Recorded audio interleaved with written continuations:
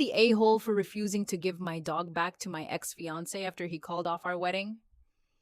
I am a 21-year-old woman and I was with my ex-fiance, he is 24, for 3 years. We were engaged for just over a year, 4 months away from our wedding. The venue was booked. The vendors were locked in. Deposits had been paid. Decorations were bought. We had been living together for about 2 years, and we talked constantly about building a life together. I genuinely built my entire world around this man because I believed he was going to be my husband. He was my best friend, the person I trusted most. We are both Christians, and our faith was one of the biggest foundations of our relationship. We always wanted God at the center of everything we were building. That is why what happened this past weekend hit me like a truck.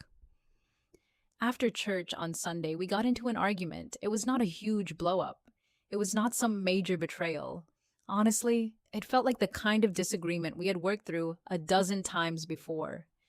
But this time, instead of working through it, he told me he had been thinking about ending the relationship for about a week. I begged him to slow down. I asked if we could go back to counseling, talk to our pastor, do anything, before throwing away 3 years and canceling a wedding that was 4 months away.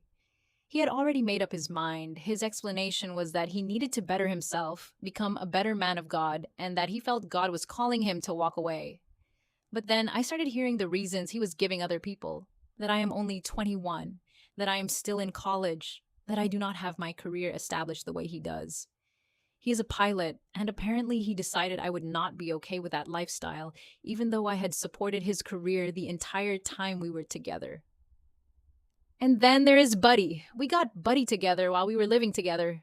To me, Buddy was never his dog or my dog. He was our dog. After the breakup, my ex left and told me I could stay in the apartment for a couple of months while I got back on my feet. He also told me he was leaving Buddy with me because he knew how much I was hurting and he wanted me to have something to help me heal.